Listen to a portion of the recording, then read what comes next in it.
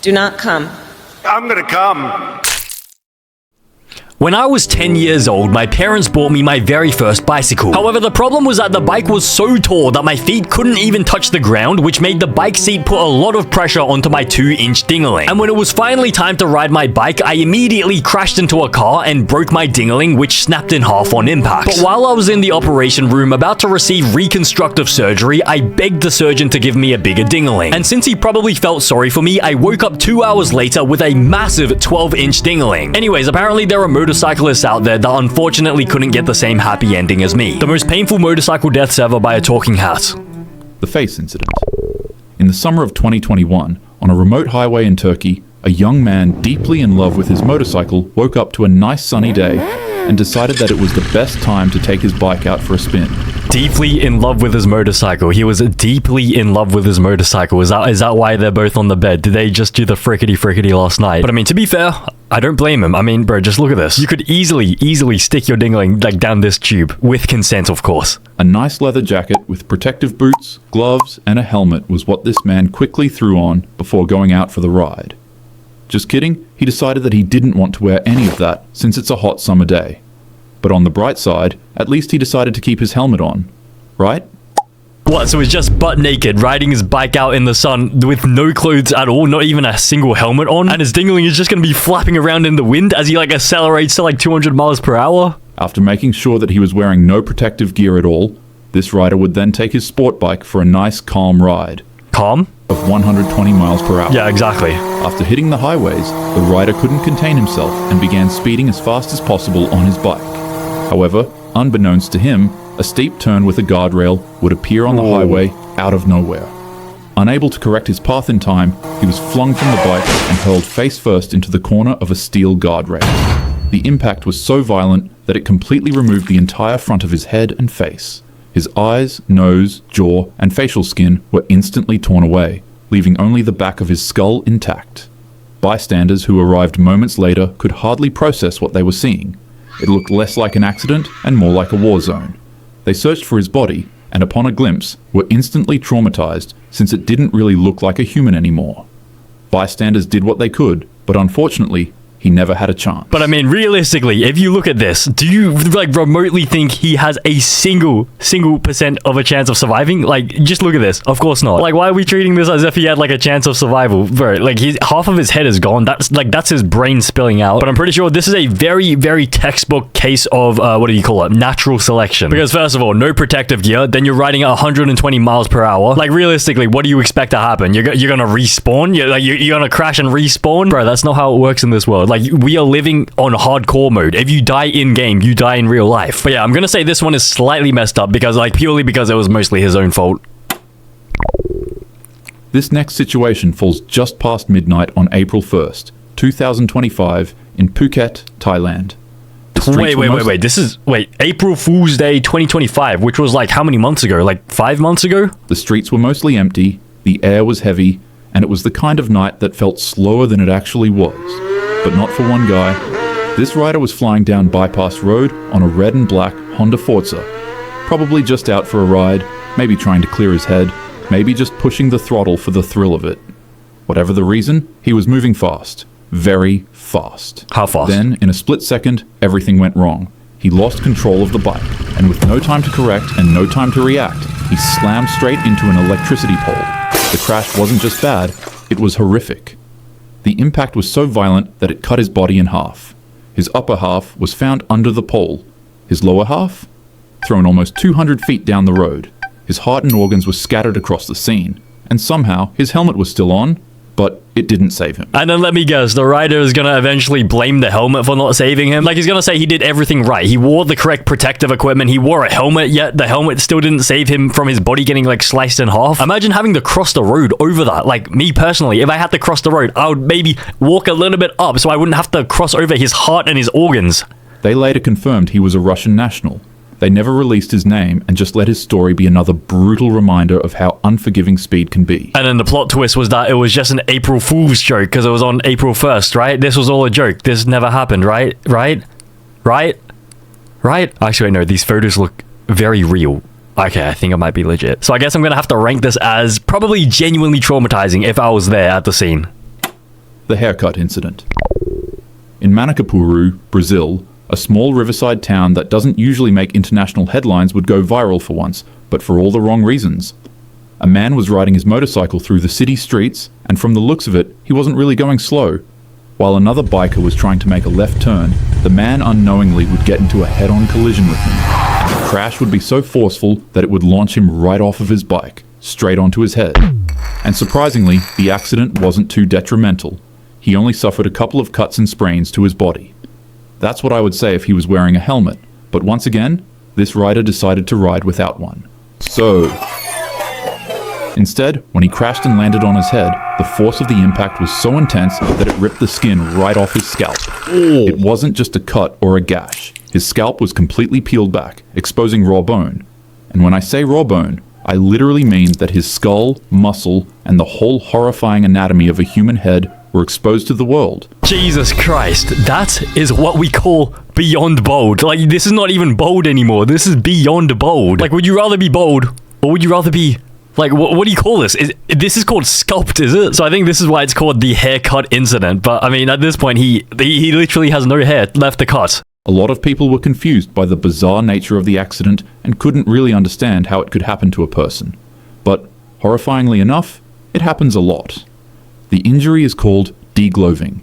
Oh. Imagine the skin on your body being torn off like a glove.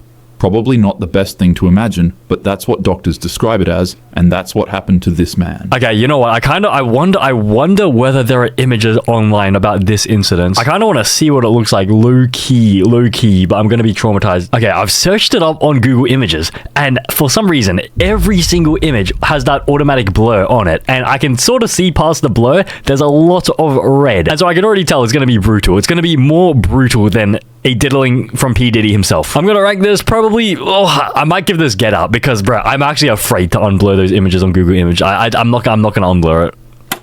The fire truck incident.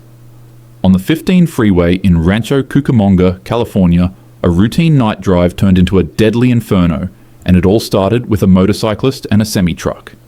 The exact reason isn't clear. No one knows if the biker swerved, miscalculated, or just didn't see the truck coming. But what we do know is that he collided with the big rig at freeway speed, which is anywhere from 65 to 85 miles per hour, and the impact was devastating. As if smashing into a semi-truck on a motorcycle isn't already bad enough, the biker would be trapped underneath the vehicle while its diesel leaked out of its fuel tank. And unfortunately for him, the sparks from the accident would light both his motorcycle and the 30,000-pound semi-truck up in a blaze. Jesus Christ, that is like some GTA style Transformers. Like, who's the Michael Bay? That's like a Michael Bay Transformers death, like with all the explosions and everything. Like, Michael Bay just chucks the most random explosions in the movies. And if you've ever smelt diesel before, like, diesel smells so bad. So he was there covered in diesel, but I guess he only would have smelt it for like maybe a few minutes before like everything just lit up. But once again, since the biker was trapped, he was engulfed in what would be known as one of the biggest fires the freeway had seen in years. This fire was so big that it took 3 fire engines to try to control the blaze, and the highway was shut down for hours. When they finally arrived at his body, they immediately called it. I mean, I'm honestly surprised that they could even find a body at that point. Like, wouldn't the body be completely burnt to, like, dust? They need 3 whole fire trucks to actually get rid of the blaze. How much water can a single fire truck hold? It can hold 1,000 gallons, so they needed 3,000 gallons of water to put out this fire. Okay, that would have been a massive, massive fire, but you want to know what else is massive? Okay, I shouldn't be joking about that. This is a horrible death. This is actually, like, the worst things possible, like, could happen here. Like, this is the opposite of good luck, because first of all, he crashes. Second of all, the thing he crashes into is holding, like, diesel, like, liters of diesel fuel. And thirdly, it explodes. This is, like, the worst possible outcome. But honestly, I'm gonna say this is slightly messed up. I feel like GTA and, like, explosions in GTA have sort of, like, desensitized me to, like, explosions and, like, dying to fire. The sign incident. In Thailand, sometime around 2019, on a highway just outside of Bangkok, where traffic moves fast and helmet laws are, let's say, loosely followed, a guy, once again, not wearing a helmet, was riding his motorcycle at a high rate of speed, zooming in and out of traffic. While going down the road, his bike would randomly hit a pothole, and his attempt to avoid it would be where things went horribly wrong. He heavily swerved and got launched off his bike so forcefully that it'd throw him airborne and he'd go flying for a few seconds. Which actually sounds kind of fun, because bouncing and flying around in a controlled area is usually a fun experience. Whether you've gone bungee jumping, skydiving, or have randomly experienced flying in your dreams, I'd say it's a pretty enjoyable thing. Just not when you go flying headfirst into a road sign, which is what happened to this guy. He was flung so hard at the road sign that it perfectly decapitated his head and left his body continuing on with its momentum. And disturbingly, his head actually hit the sign so hard that it became stuck to it. Jesus Christ. That is a creative way to make homemade Halloween like decorations for Halloween. Like what month was this? But here's the thing that confuses me. Who records this information? Like who knows that the body still kept flying after it was decapitated? Like who was there to witness it? Unless it was like on CCTV or something. But here's the thing, like in Thailand, yeah, there's like I assume there's potholes everywhere in Thailand. And so out of all countries to choose the speed, like why would you choose Thailand? Wouldn't it be much better to go to Germany where like I assume the roads are like very well maintained so that you can actually, you know, speed? Because they have the what is that? The Autobahn. The Autobahn is like, is there a speed limit on there? Yeah, there's no mandatory speed limits on the German highway. And so why don't you just save up enough money to go to Germany and then you can like, you know, you can speed in a controlled environment where there are no potholes. But yeah, this one I think of course this would be genuinely traumatizing. Imagine walking on your way to school. So I see like this happened at night, right? So it would have been left here overnight because this was probably like really late at night because like, you know, the streets were empty late at night. So let's just say like 1 a.m. in the morning. Imagine walking to school the next day and you sort of stop at the stop sign about to cross the road and you look at the sign and there's someone's head just stuck to the sign. That would be genuinely traumatizing. That is traumatizing. The paper incident. In late 2015, a motorcyclist in Shenzhen, or Guangzhou, a busy Chinese city, was on his way to work when he stumbled across heavy traffic and a very large cement mixing truck on the road. As is common in densely populated urban cities, he began lane splitting in between traffic to get through the cars. Funnily enough, this is actually a good thing for most bikers to do, as lane splitting lessens congested traffic and heavily reduces the risk of motorcycles getting rear-ended by cars that don't see them. So this rider gets a gold star for practicing smart riding. Ironically, however, when the light turned green, he accidentally dropped his bike and fell off of it right in front of that ginormous cement mixing truck I mentioned earlier. Panic exploded out from bystanders and they would all try to get the trucker to stop driving, but by the time he had even noticed he rode over anything, it was already too late.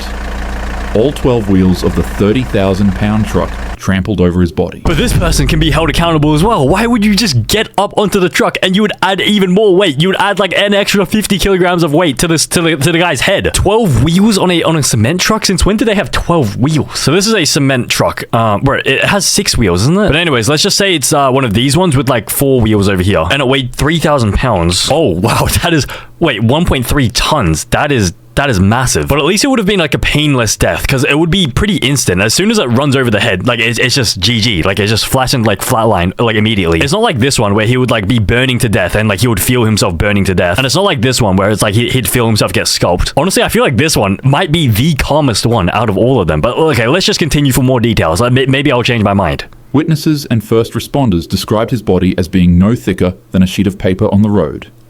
City sanitation workers and police disturbingly had to resort to using shovels to scrape his body off the road and put it into a dustpan. His body was so pulverized that he couldn't even be put into a casket for burial.